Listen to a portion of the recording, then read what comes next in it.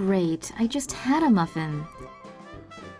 A tweet by the Centers for Disease Control and Prevention about ticks grossed out the internet this week, causing the post to go viral. In a tweet from May 4th, the CDC tweeted a photo of a tasty poppy seed muffin. Yum.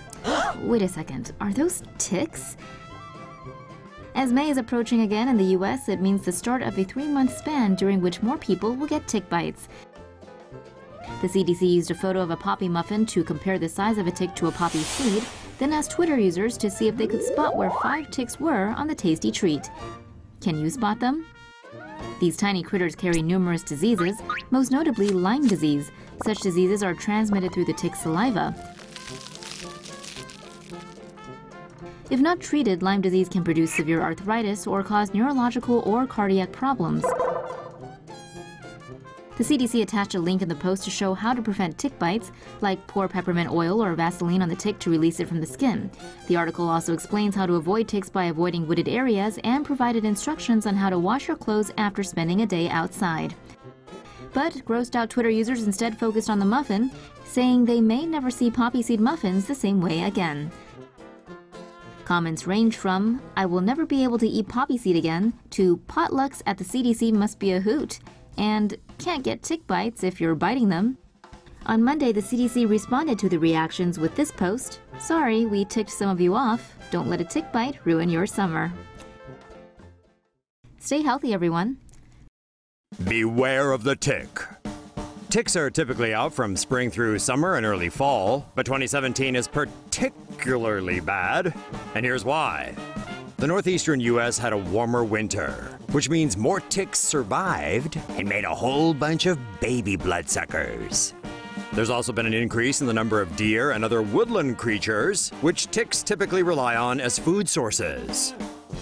Oh, and don't forget the exploding mice population across the northeastern United States. More rodents to act as hosts. Fun! So here are the problems you might encounter and some ways to combat them. People living in areas affected by Lyme disease should check their bodies daily for ticks. And if you do find one, don't panic. Using tweezers, carefully remove the tick by pulling its mouth out of the skin. Do not squeeze the tick's body, as this can cause the contents of its stomach to burst onto the skin. Also, don't use petroleum jelly or smoke to remove it. Check with the Centers for Disease Control if Lyme disease is a problem in your area.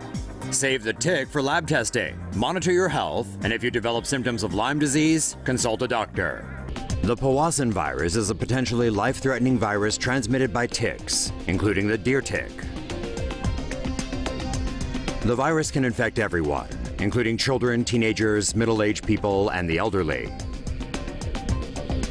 Although most people will not develop symptoms, the virus kills about 15% of those who do.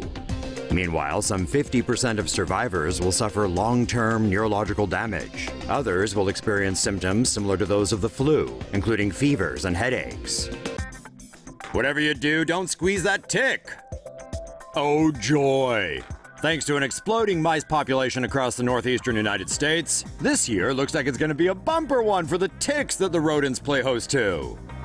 For those that don't know, ticks carry Lyme disease, which gives us humans rashes, swollen lymph nodes, and all sorts of other nasty symptoms.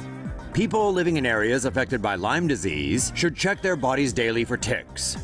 And if you do find one, don't panic. Using tweezers, carefully remove the tick by pulling its mouth out of the skin. Do not squeeze the tick's body, as this can cause the contents of its stomach to burst onto the skin. Also, don't use petroleum jelly or smoke to remove it. Check with the Centers for Disease Control if Lyme disease is a problem in your area. Save the tick for lab testing, monitor your health, and if you develop symptoms of Lyme disease, consult a doctor. Around 30,000 cases of Lyme disease are reported in the U.S. each year, but health officials believe the true number to be 10 times that.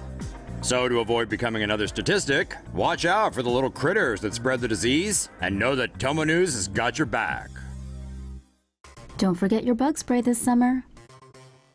According to the Centers for Disease Control and Prevention, the number of Americans becoming sick from mosquito, tick, and flea bites has more than tripled from 2004 through 2016. The CDC said over 96,000 diseases caused by mosquito, tick, and flea bites were reported in 2016, up from over 27,000 in 2004. Zika was the most common disease carried by ticks, mosquitoes, and fleas reported in 2016, with over 41,000 cases, followed by more than 36,000 cases of Lyme disease. The surge in infections may be the result of global warming, with warmer temperatures and shorter winters boosting mosquito, tick, and flea populations. According to the CDC, the increases in cases are due to several factors, including growing insect populations that transmit the diseases and increased exposure to U.S. travelers abroad who unknowingly transport the infections back into the country. The CDC also said that more than 80% of vector control organizations across the states don't have the capacity to contain these fast-spreading illnesses. Well, that's good to know. Well, that's one way to turn vegetarian.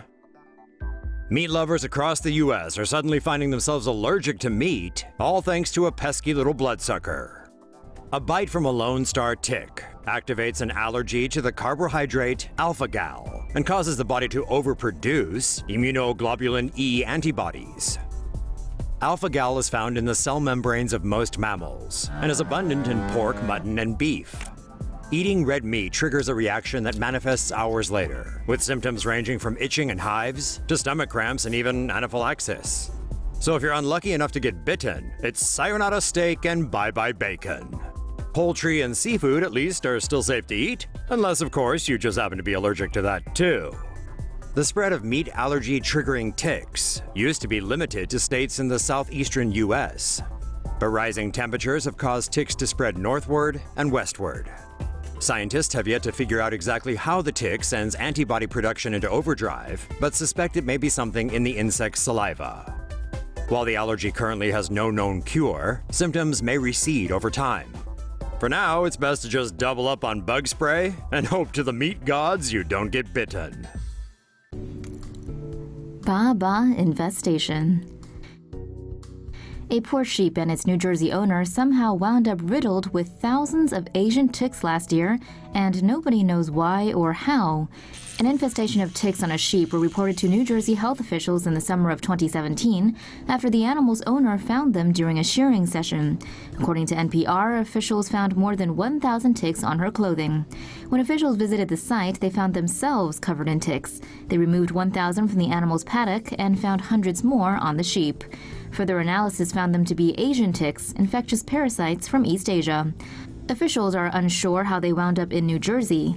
A study on the events notes the sheep have no travel history.